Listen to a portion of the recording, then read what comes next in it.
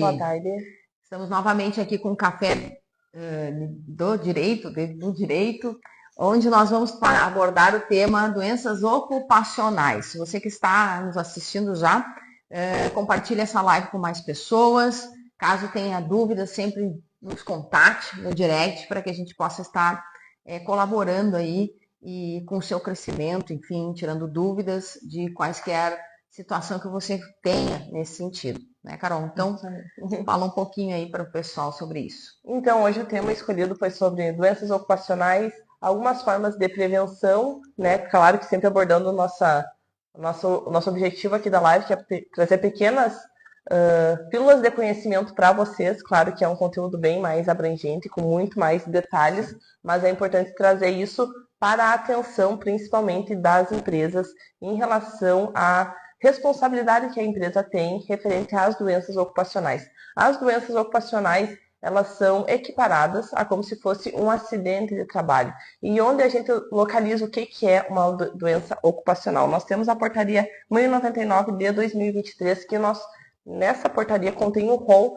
de doenças ocupacionais e possíveis fatores que geram essas doenças ocupacionais. Então, por exemplo, radioatividade ou alguma questão de que a pessoa foi exposta a alguma situação de estresse, por exemplo, agências bancárias, onde pode acontecer furtos, onde o empregado desenvolve depressão, entre outras coisas, como, por exemplo, algum outro trauma. Então, são, assim, diversos fatores. Outro ponto que também é bem contraditório referente aos agrotóxicos, que também constam lá como fatores que podem originar uma doença ocupacional e que ali, entre todas as doenças, seja câncer, seja até mesmo depressão, consta nesse rol. Então, assim, são várias causas e naqueles rols que tipo de doença pode gerar? Entre câncer, entre problemas na coluna, por exemplo, aqueles empregados que trabalham frequentemente em máquinas que tem trepidação, tem vibração, ou ambientes com muito barulho, que pode ocorrer muitas vezes, e acontece mesmo, a redução da audição. Então, são ali doenças ocupacionais que constam nesse rol.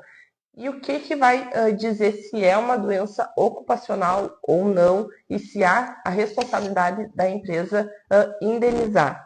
É justamente comprovar a doença que surgiu, os meios que ela surgiu, que devem vir do meio ambiente de trabalho. Então, a rotina que o empregado está exposto deve contribuir para o aparecimento dessa doença ocupacional, e então comprovar o nexo causal entre o meio ambiente de trabalho, a condição de trabalho e a doença que veio a surgir. E por que desse tema tão importante? Por causa da responsabilização da empresa. Então, a gente vê que no caso de doenças ocupacionais, a empresa, a gente já está agora falando num processo judicial. A empresa acaba sendo condenada ao pagamento de indenização por dano moral e dano material. São duas indenizações em uma questão só. Então, o dano moral, normalmente, ele, como é uma doença que vai atingir a esfera pessoal da pessoa, seja uma redução da audição, que vai interferir na rotina da pessoa, a gente sabe, uma depressão que também interfere na rotina da pessoa, a gente sabe que isso acaba gerando condenações de dano moral. E, juntamente a isso, a condenação a dano material, que o que acontece? Vamos pegar ali o exemplo da redução da audição. Num processo, a gente vai verificar qual foi a redução da audição, o percentual, e como a redução da audição tu não consegue recuperar depois da audição que vinha, que o empregado apresentava anteriormente, acaba que o dano material ele é reiterado. Então, quer dizer que isso é uma pensão vitalícia. Isso, para a empresa que tem que fazer o pagamento de uma pensão vitalícia, gera um ônus muito grande, porque o tribunal entende que essa pensão vitalícia deve ser paga em cota única. Então, e como que é calculado esse valor da pensão do dano moral? Ele é calculado pela idade que o empregado apresenta e a expectativa de vida que ele tem, que é através da tabela do IBGE. Então, vamos dizer que o empregado tem 40 anos. Ele tem expectativa de vida de mais em torno de 32 anos, que gira ali pelos 70, 72 anos a expectativa de vida de um homem. A mulher é um pouco mais, mas vamos pegar ali do homem. Então, vai se fazer esse cálculo e a pensão vitalícia ela é calculada em cima desses 33 anos. Então, a gente vê que, financeiramente, é um prejuízo muito grande para a empresa, que poderia ter adotado medidas preventivas que para garantir a segurança e saúde do trabalho do empregado, mas que não veio a adotar e gerou, consequentemente, ali o dano no empregado e a Justiça do Trabalho vem condenando a esse pagamento das indenizações, tanto de dano moral como de dano material. Claro que o dano material ele tem que ser comprovado que esse tipo de doença ocupacional que gerou realmente interfere na disposição do empregado nos próximos trabalhos, né, que afeta realmente a capacidade física do empregado. Senão, por óbvio, não caberá uma indenização de dano material se não ocorrer essas consequências, né? Eu acho que um ponto também importante aqui que a gente tem que trazer e frisar é a questão Da prevenção. da prevenção dessas questões aí. Então, assim, isso ocorre em todos os setores. Vai olhar tanto no setor imobiliário, né, no ramo de construções, tanto em empresas, né, que trabalham com agentes e reagentes químicos de alta periculosidade. Então, assim, então a importância, né, do gestor, do proprietário, do dono do negócio, ter essa visão, né? Porque muitas vezes as pessoas não querem utilizar os equipamentos necessários que são disponibilizados pela empresa. Às vezes, muitas vezes eles negam a utilizar porque acham que aquilo vai engessar, né, a normalidade do trabalho e ocorrendo sérios acidentes, inclusive, né, Carol? Sim. Sérios. Já tivemos processos judiciais seríssimos que acabou até em morte das pessoas por não seguirem as diretrizes, né, estabelecidas para cada segmento. Sim, e a gente trata da responsabilidade da empresa porque a responsabilidade de fiscalizar tanto a utilização do EPI como o meio ambiente de trabalho é da empresa. Ela tem essa função de fiscalizar o empregado, por isso que até uma questão que a gente alerta os nossos clientes a utilização do EPI é obrigatória. O empregado não utilizando, cabe advertência, porque é uma segurança para o empregado, mas também para a empresa. Da mesma forma, os equipamentos de proteção. Por que da prevenção? É investir em equipamentos que tentem ao máximo obstaculizar esse surgimento da doença ocupacional. Por exemplo, os protetores auriculares. A gente sabe que existem graus, né, que realmente protege mais, protege menos. Então, vale mais a pena, pelo dano que pode ocorrer futuramente, de você investir em EPIs de qualidade no início do que depois realmente ele apresentar uma doença ocupacional. E aqui a gente sabe que o empregado, é importante a empresa sempre se atentar, porque tendo um empregado já faz todo aquele laudo que analisa os riscos que a empresa apresenta. Então, a gente pode ter riscos até, por exemplo, aqui no escritório, uma secretária, porque a gente tem a ANR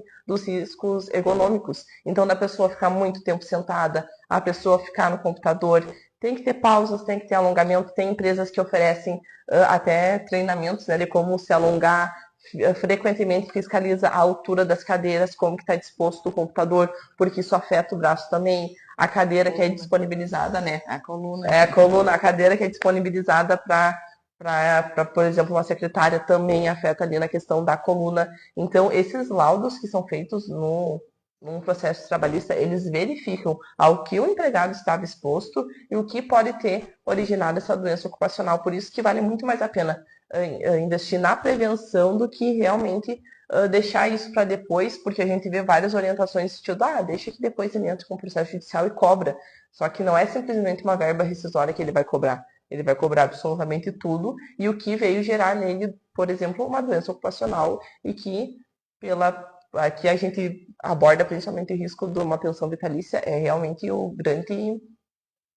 a perda econômica que a empresa tem depois dessa condenação. Né?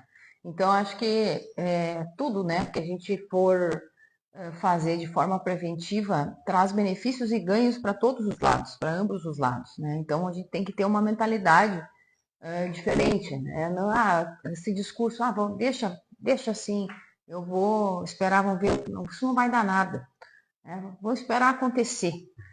Não entre nisso, né? A gente tem que ser cauteloso em tudo que a gente faz, né? E ter esse cuidado, porque afinal de contas estamos falando sobre pessoas. E as pessoas são que movimentam, né, o nosso negócio. São as pessoas que são responsáveis por nos ajudar a desenvolver e trazer resultados para o negócio. Então, cuidem das pessoas.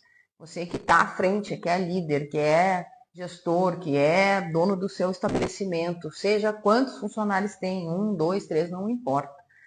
Nós somos responsáveis para dar essa assistência para as pessoas e propiciar para elas essas questões, claro, quando convém, nas questões dos equipamentos, enfim, nas proteções necessárias, para que você não tenha, eu sempre digo que esse tipo de situação te causa um problema de perda de tempo, de redução de dores de cabeça, né? Abalos emocionais, dinheiro, só tem perdas, né?